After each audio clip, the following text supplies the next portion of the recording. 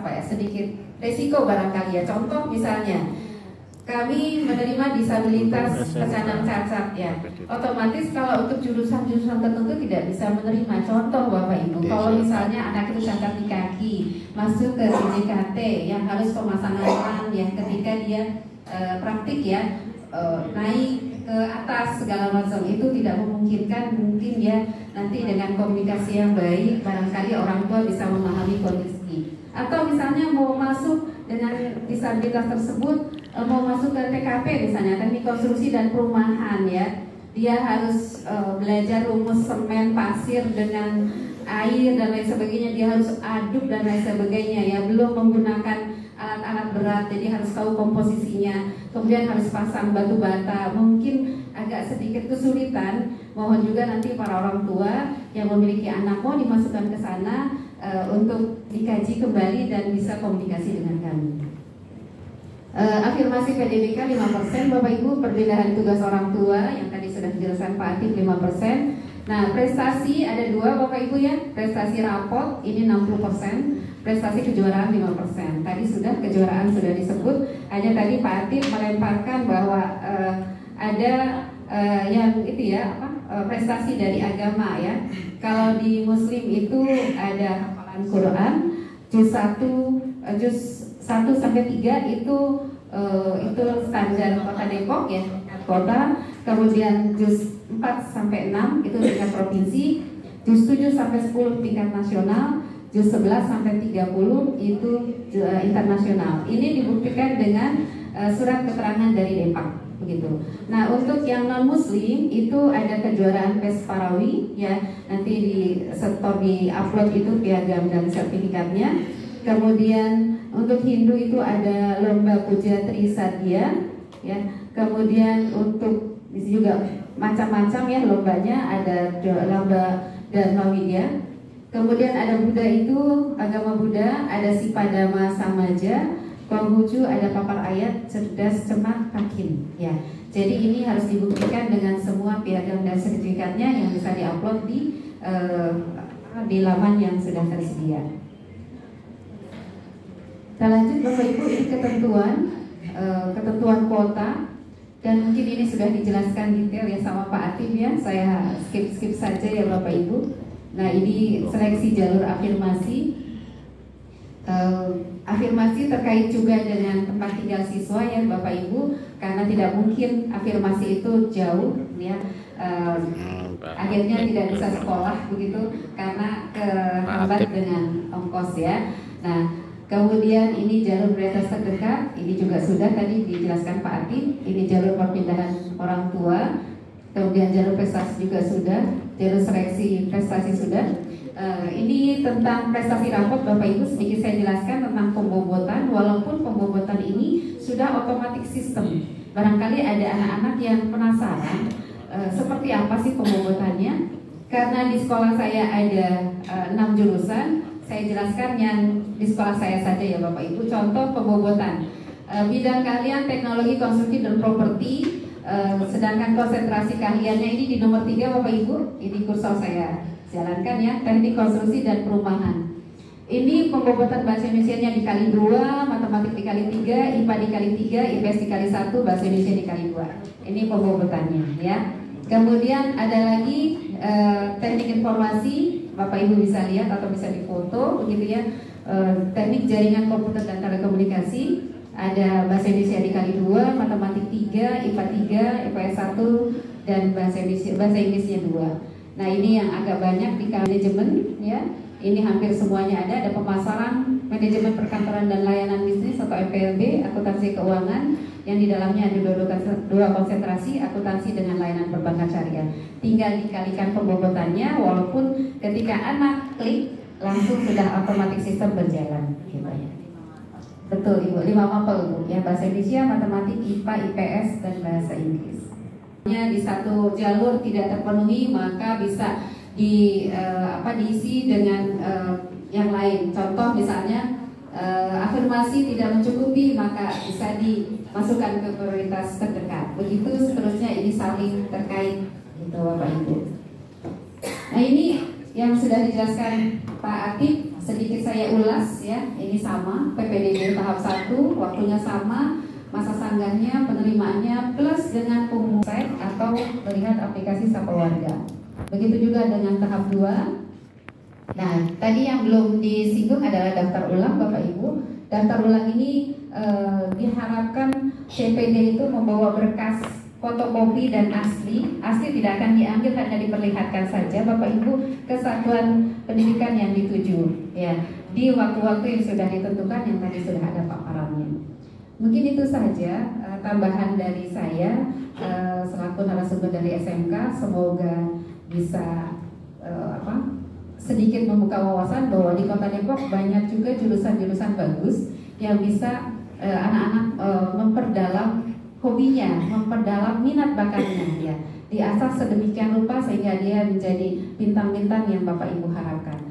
Saya serahkan ke pembawa acara, barangkali Bapak Ibu ada yang ditanyakan pada pembawa acara. Demikian PPDB sosialisasi SMK. Ya, baik, terima kasih. Mohon maaf, saya dari SMP Negeri 5 Depok.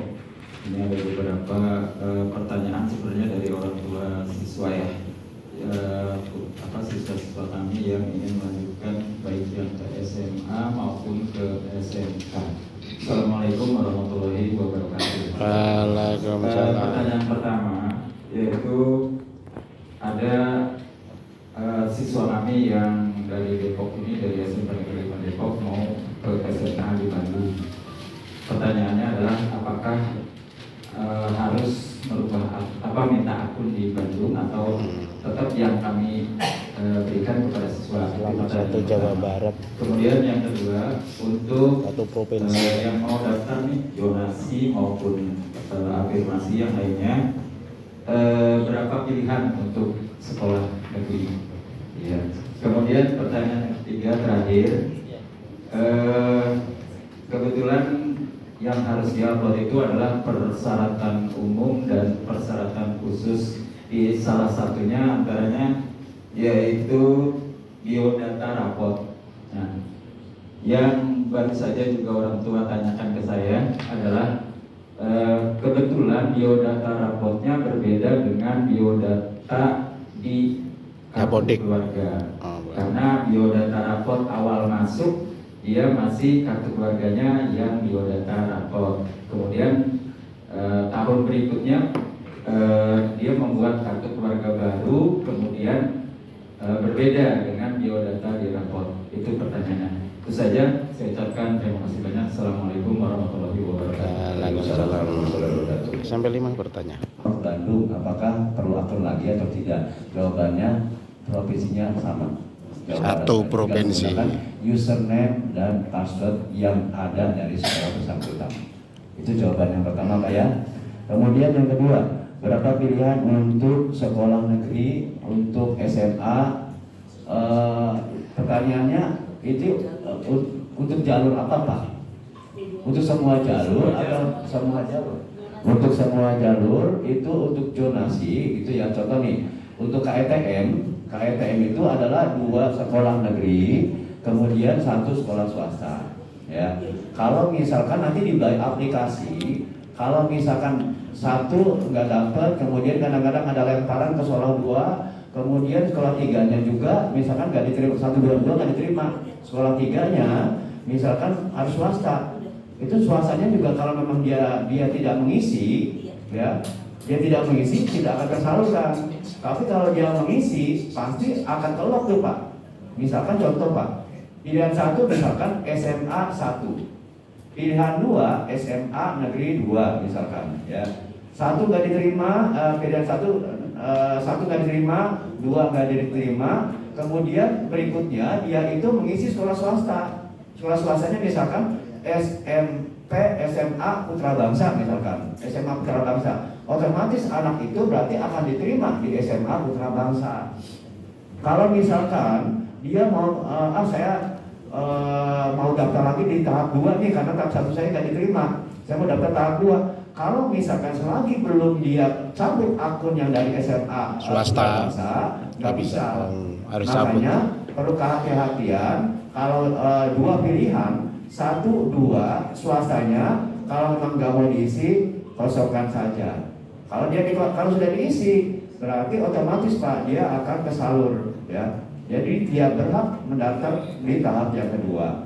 Kemudian jalur yang kedua adalah zonasi sama, 2 sekolah SMA, 1 sekolah swasta. Ya. Masih tetap. Jadi 2 sekolah SMA negeri ya, 2 negeri dan 1 swasta. Nah, semuanya seperti itu Pak ya. Nah itu untuk pertanyaan yang kedua cukup ya Pak? Cukup ya? Nanti bisa juga Bapak di website di aplikasi Sapa Warga itu lengkap tuh Pak. Aplikasi Sapa Warga itu lengkap, jalurnya apa saja, kemudian kapan dan bagaimana, semua lengkap di situ. Ya. Kemudian yang ketiga, biodata lapor itu berbeda dengan yang pada saat dia lulus ya Pak ya. Nah, biodata lapor itu sebetulnya tidak menjadi satu kewajiban Pak sebenarnya ya. Biodata lapor itu kalau misalkan diperlukan jika kalau misalkan ada perpindahan anak ya domisili itu Pak. Jadi kartu keluarga contohnya ya. Kartu keluarga yang berlaku itu begini Pak. Jadi misalkan anak saya nih mau menumpang di kakaknya Bapak itu. Nah, berarti nama saya harus ada di biodata rapor yang itu gitu. Itu namanya biodatanya. Jadi untuk yang semua jalur untuk biodata itu hanya berlaku kalau untuk dia surat keterangan domisili. Ya, gitu ya. Ya wali itu ya. Jadi di biodata itu kan pertama itu kan ada nama tuh Pak, nama orang tua, dan hampir rata-rata untuk nama wali itu nggak pernah diisi. Ya kan Bapak Ibu ya, di biodata rapor awal tuh, pertama awal nama wali itu nggak pernah ada, pasti selalu kosong, strip. Karena memang anak bersangkutan itu tidak tinggal sama orang lain. Kalau dia tinggal sama orang lain, berarti mau tidak mau nama Bapak tercantum di dalam biodata raportnya dia, gitu ya. Kalau misalkan dia mau di kelas 1 dia masih tinggal kelas 7 nih, kelas 7 dia masih tinggal di rumah yang bersangkutan. Pas di kelas 9 dia baru pindah, ya, dia baru pindah. Nah sementara biodata raportnya itu masih